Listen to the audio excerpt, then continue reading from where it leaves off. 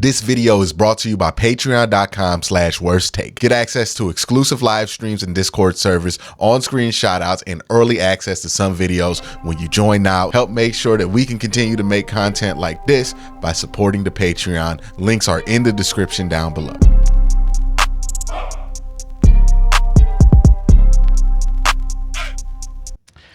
Okay, so the Browns just finished their second preseason game, and it is worth noting that the Browns did not start a ton of their rotational players. So what I mean by that is this game did not have any of the Browns' first stringers, right? We're not talking about any of the number one team Browns really being out there.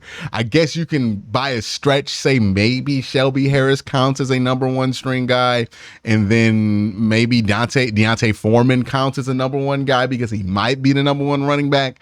But I think that'd be a stretch, right? It looks like they want him to have that Kareem Hunt role, and the Kareem Hunt role was never a number one running back role. It seems like Jerome Ford is probably going to take over for all of those things. So that being said, we have to look at this game and understand that the results only go but so far with dictating how we feel, or not dictating, that's not the best word, with projecting how we feel about the season. The results to me and what happened in this game really don't affect how I view the Cleveland Browns going into the season. I think that would be silly. I think there were maybe 5 players on each side of the ball that might get like snaps during the regular season that played in this game, and those players looked fine. I wouldn't extrapolate anything that you see from this game as anything to be worried about over the regular season. That being said, let's talk about what happened in this game, and let's start with special teams, right? Let's get it out the way before I forget. So special teams. I think special teams was pretty good in this game. Dealt with some bad conditions. Cade York was perfect on all of his field goal attempts. The punting was good. I think the kicking was good on the kickoff stuff. I'm pretty happy with where special teams are. Cade York's not going to start for this team. It's going to be Dustin Hopkins. They're keeping him safe. They're playing it super safe this preseason, by the way. Like, the Browns are playing this safer than they've ever played it in the preseason. So if you're wondering to yourself, why is it that the Browns look as bad as they've ever looked this preseason versus any other preseason? Keep in mind, they are playing this preseason eons safer than they played last preseason. You remember last preseason, Deshaun Watson in the first team unit played 2 times. The first team defense played 3 times. That's why it looked so damn good in the preseason last year. They played the starters for most of the preseason. This year, they aren't even thinking about playing starters, and they might play them for maybe a quarter. They're playing it so safe because of what happened last year during the regular season and how many injuries they're still recovering from because of what happened last year. So that is all there. Offensively, again, you're not seeing any starters. It was interesting to note that James Hudson did play in this game where they benched anybody who they felt like was going to start anytime soon. I mean, they didn't even play like Elijah Moore or Cedric Tillman or David Bell in this game to give you how much they were protecting guys on the depth chart here. So James Hudson playing in this game tells me one thing. He's being evaluated. He's not being prepped to be the backup left tackle. That is likely going to be Hakeem Adeniji or Jermaine Ifedi. Now, both of those players left this game with an injury, which means Andrew Berry likely going shopping this weekend, right? He's going to go shopping. I think he's going to trade for a left tackle or sign somebody. It's not going to be a giant deal. It's not going to be anything earth-shattering, but they're going to make a move because if Jet Wills is not back by the 3rd week of the preseason, they're going to want somebody they feel good about in there protecting Deshaun Watson for the quarter that he's in there. So I don't think they're going to want to be that low on the depth chart with Deshaun Watson potentially playing and potentially not having Jed Wills, who they're confident is going to be back for week 1, but I don't know how confident they are he's going to be back for week 3 of the preseason.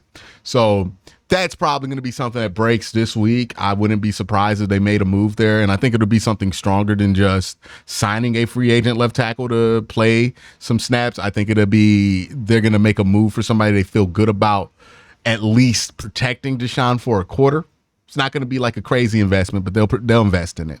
Again, they're playing it safer than ever this offseason. Let's see what else. DTR, I thought DTR looked fine out there.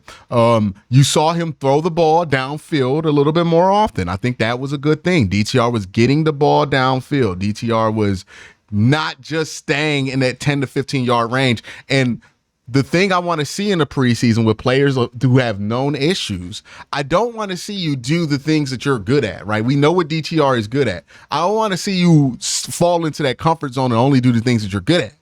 I want to see you make an earnest effort to fix the things that you're not good at. And I'm seeing that when it comes to the range of DTR's throws. He's clearly trying to push the ball downfield a little bit more often to get better at that and to get more used to that. So I like that from DTR. What I did not love from DTR was there were like 4 or 5 times he got blitzed, and every time he got blitzed, one of 2 things happened. Either he made a poor read and threw the ball quickly to somebody who's going to get knocked back 3 yards behind the line of scrimmage, so effectively the same thing as a sack, or he just didn't throw a good football under pressure. It seems like the pressure is affecting him. And when we go into week 3 of the preseason for DTR, you just want to see that part of it get fixed. Now, I don't know if that's going to get fixed in 1 week of practice. This seems like a longer term issue, but you want to see him make progress on that, right? Throw a couple of good balls under pressure, make some good reads when he gets pressured. So that is something that you want to see from DTR going forward. Here's where I'm at with the quarterback situation. Obviously, Deshaun and Jameis are going to make the team. I think they're going to try to keep DTR in as the number 3. But if it came down to it during the season and they needed a third quarterback, I think they're going to make a move for somebody on the practice squad. Tyler Huntley has not been super impressive in the preseason games. I heard he looks better in camp than he does in the preseason game, so maybe that weighs to me. But either Tyler Huntley is going to be the one that plays if you get down to the third quarterback and need to start your third quarterback, or they make a call elsewhere and bring in somebody else that Ken Dorsey has familiarity with, if it comes down to it. But I don't think DTR should play this year, no matter what. And I don't think it's in the best interest of DTR to play. He still does not look ready to put in a game where somebody can game plan for him, because right now it's just too easy to lock him out, right? He's still not there yet with the deep throws. He's still not there yet with the pressure. If a real team tries to game plan against him, they can just lock him out to make him do the things he's not comfortable with, and he's going to not have a good day.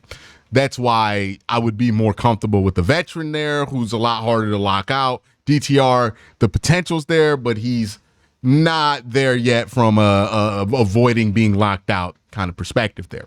I thought JAMARI THRASH was the highlight of the game. I thought he looked pretty damn good in this game. Had a nice play where he caught a ball, broke a couple tackles. He was getting separation all game, things you love to see. I thought Javen Cohen was pretty good. The rookie guard out of Miami, formerly of Alabama, thought he played a solid game.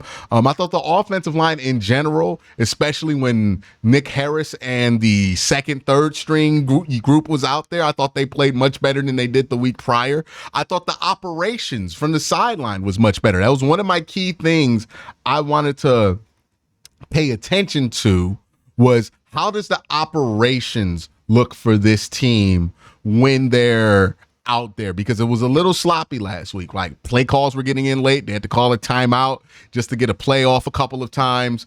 It was not clean. Now that that's cleaned up, I feel much better about that. Remember, the Browns have a ton of new coaches on the offensive side of the ball, so it makes sense that the operation is going to be a little sloppy on the first preseason game. It was nice to see that be much, much, much cleaner. Even saw them have a clean, operationally speaking, 2-minute drill. Now, I do believe DTR threw an interception on that 2-minute drill, but it was clean from an operations standpoint on the sideline. So really enjoyed seeing that. Defensively, Siaki Ika, don't think he's going to make the roster. That's where I'm at with him. He is a liability in the run game, and he's not a good pass rusher. What do you do with that? If somebody got an answer, I would love to hear it, but I don't know what you do with that. Because I certainly have no clue what you're supposed to do with that. Like I can't give you a justification. I saw a dude wearing number 60 today outplay Siaki Ika. I saw Javon Briggs outplay Siaki. I've seen too many players outplay him. Now, Michael Hall, I thought Michael Hall had a nice game from a pass rushing standpoint. He's awful in the run game. I comped him to Larry Ogunjobi coming out of Ohio State. He looks like he's living up to that, right? Pretty good pass rusher, can get pressure. Easy to fool in the run game. He's young. He's like 20 years old. So if he does have a future with this team and nothing legally continues to hamper his career, then you hope those things get panned out. This is the dude that you're probably not going to expect to really hold down a significant role for this team till he's like 22, 23. So we got a couple years there with Mike Hall. But I did like what I saw from a pass rushing perspective. He might be ready sooner than later for a little bit of a role there. Shelby Harris looked good in this one. I thought he looked fine here. I think he just likes to play in the preseason, and that's why he was out there, and the team is fine with it. Isaiah Thomas, I thought he had a pretty nice game. And let me not forget the young man's name, Chris Williams. I thought he had a pretty nice game. I think he's making an argument to be on that practice squad. He had 2 sacks in this game, had one at the end of the game that resulted in safety. He's been putting together a nice camp here. Khalif Felici had a nice bounce back game. I thought that was very good for him. He had a nice little bounce back. And who else did I think played well? None of the linebackers played well today. I think all the linebackers looked like garbage, but I don't think any of the linebackers that are going to play during the season were really playing. I don't think Devin Bush is somebody who's going to make a significant argument to be on anybody's roster anytime soon. So I don't think that really concerns somebody. Well, I think Devin Bush might be on the roster, but to do special teams. So anyways, not really concerned with how he looked out there. And then once you got to the secondary, it wasn't anybody that you expect to play. Like, I know Hardy played, but Hardy's going to be primarily a special teamer. So not really concerned with how any of that looked. I thought Cam Mitchell looked okay. He got beat late. He got beat early in the game, but I think he bounced back quite fine from that. I think those things were fine. Overall, there's not much to take away from this Browns game because so many of the starters did not play. We did get our first extended look at Deontay Foreman, and he looked fine. I thought Aiden Robbins was another one that looked pretty good in this game, especially late in the game. You saw more of a burst early in this game. He didn't have a burst to him, but late in the game, you saw more of a burst from Aiden. You saw the burst from Deontay Foreman on a screenplay where he was able to get some space and got downfield, and you saw a player that can make a difference there, right? As a running back, and you can add him to a rotation. I think I see the vision there with Deontay Foreman, and what I like most about him was when they ran him on first down, he was able to get positive yards. And if you watch the Browns run the football last year, typically during the end of the season when they were down 2 tackles, you know that was very difficult for this team to come by.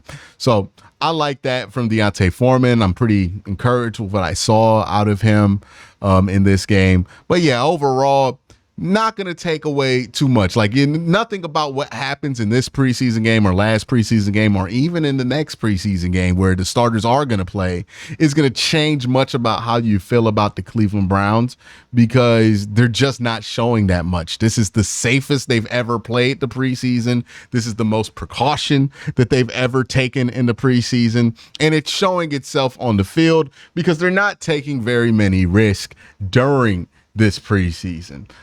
So I think my takeaway from this game, JAMARI THRASH looked good. I thought you saw some nice stuff out of Deontay Foreman. and Shelby Harris still looks like he's going to be able to be productive out there. Mitchell Payton, I don't want to forget about Mitchell Payton. Thought he put together a nice game as well. And as far as the quarterback situation goes, it's looking like DTR should be quarterback 3 on the depth chart. I don't know if he should play, though. I think he should just be there strictly to be developed. But I don't know if you're going to get away with sneaking him on the practice squad, even though I think the argument for sneaking Huntley on the practice squad is getting easier and easier as he plays more. So that's where I'm at there with the Cleveland Browns in this preseason game.